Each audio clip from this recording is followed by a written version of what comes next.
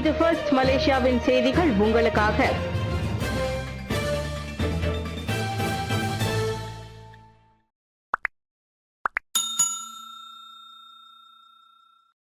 Negeri Sembilan மந்திரி பெசார் மாற்றம் இல்லை, சாஹித் திட்டவட்டம்.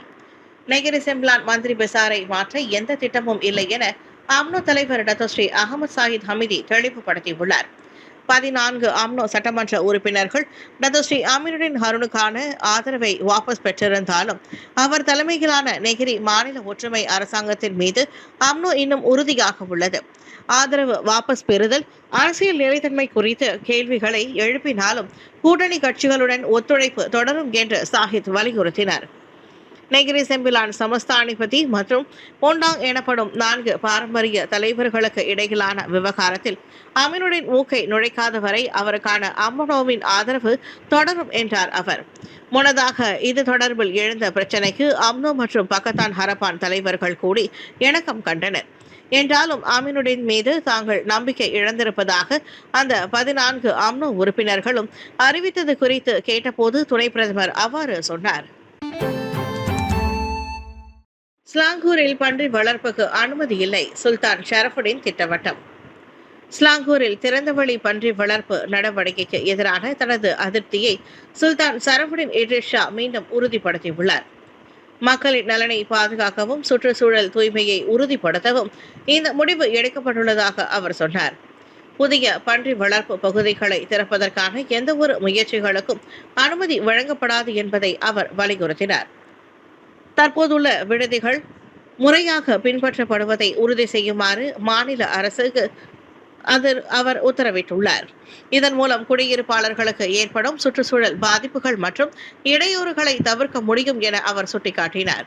எனவே ஸ்லாங்கூரில் பன்றி இறைச்சியை உண்ணும் முஸ்லிம் அல்லாத மக்களின் உணவு தேவைகளை பூர்த்தி செய்ய சரவாக் போன்ற மற்ற மாநிலங்களிலிருந்து பன்றி இறைச்சியை இறக்குமதி செய்யுமாறு அவர் பரிந்துரைத்தார்.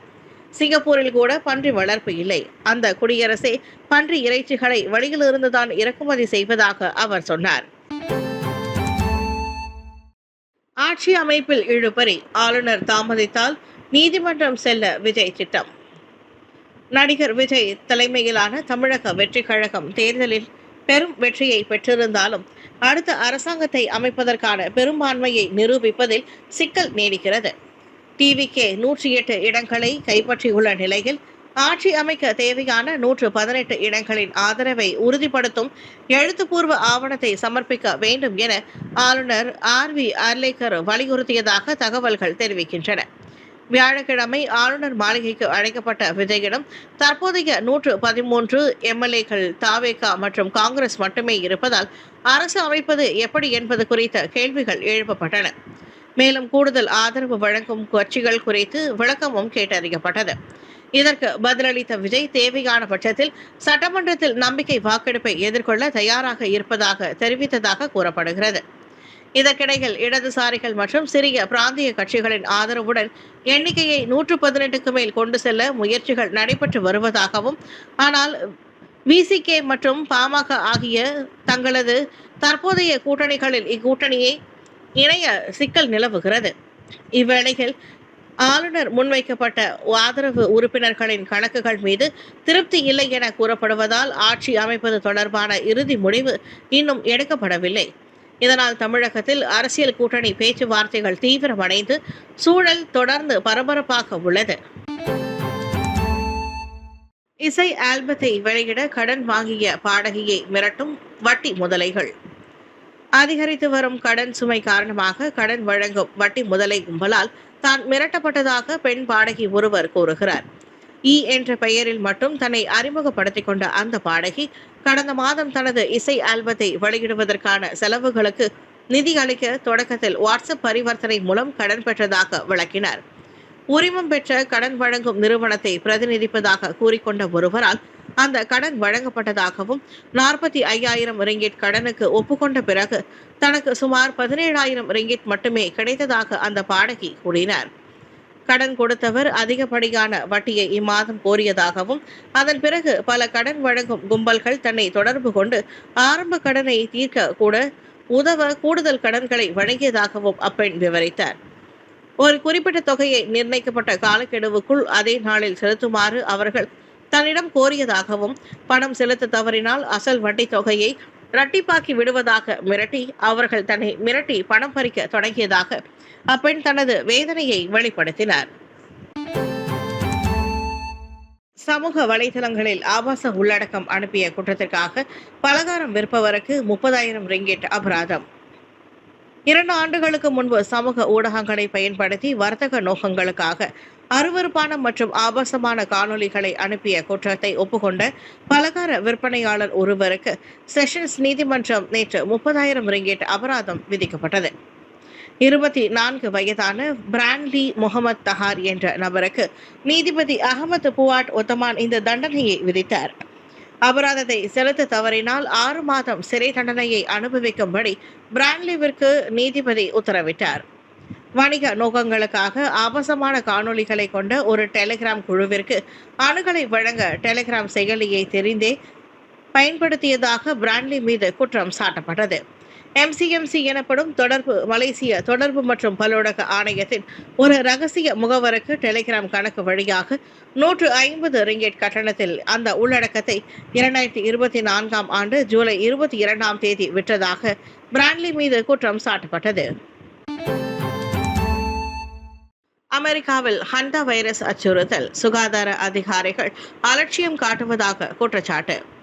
அமெரிக்காவில் ஹண்டா வைரஸ் பாதிப்பு குறித்து எச்சரிக்கைகள் எழுந்துள்ள நிலையில் அந்நாட்டு சுகாதார அதிகாரிகள் இந்த ஆபத்தை மிக குறைவாக மதிப்பிடுவதாக விமர்சனங்கள் எழுந்துள்ளன. இந்த வைரஸ் பொதுவாக எலிகள் மற்றும் கொறித்து உண்ணும் விலங்குகளின் சிறுநீர் அல்லது மலம் அல்லது எச்சில் மூலம் மனிதர்களுக்கு பரவுகிறது. இது உயிருக்கு ஆபத்தான சுவாச நோய்களை ஏற்படுத்தக்கூடியது. இந்நிலையில் போதிய முன்னெச்சரிக்கை நடவடிக்கைகளை எடுக்க தவறியது மற்றும் பொதுமக்களுக்கு இது குறித்த விழிப்புணர்வை சரியாக கொண்டு செல்லாதது ஆகியவை சுகாதாரத்துறை மீதான அதிருப்தியை அதிகரித்துள்ளது. ஏற்கனவே உலக நாடுகள் பல்வேறு தொற்று நோய்களை சந்தித்து வரும் வேளையில் இதுபோன்ற புதிய அச்சுறுத்தல்களை ஆரம்பத்திலேயே கட்டுப்படுத்த வேண்டியதன் அவசியத்தை நிபுணர்கள் வலியுறுத்தியுள்ளனர். ஹண்டா வைரஸ் பரவல் குறித்து அமெரிக்க சுகாதாரத்துறை காட்டும் மெத்தன போக்கு அந்நாட்டு மக்களிடையே அச்சத்தையும் விவாதத்தையும் ஏற்படுத்தியுள்ளது என்பது மட்டும் தெளிவாகியுள்ளது. பாலிங்கில் கார் இருக்கையின் இரும்பு கம்பி குத்தியதில் 6 வயது சிறுவன் கண்ணில் காயம். தனது தாய் ஓட்டி சென்ற காரின் இருக்கையில் இருந்த இரும்பு கம்பி குத்தியதில் 6 வயது சிறுவனின் வலது கண்ணில் காயம் ஏற்பட்டது.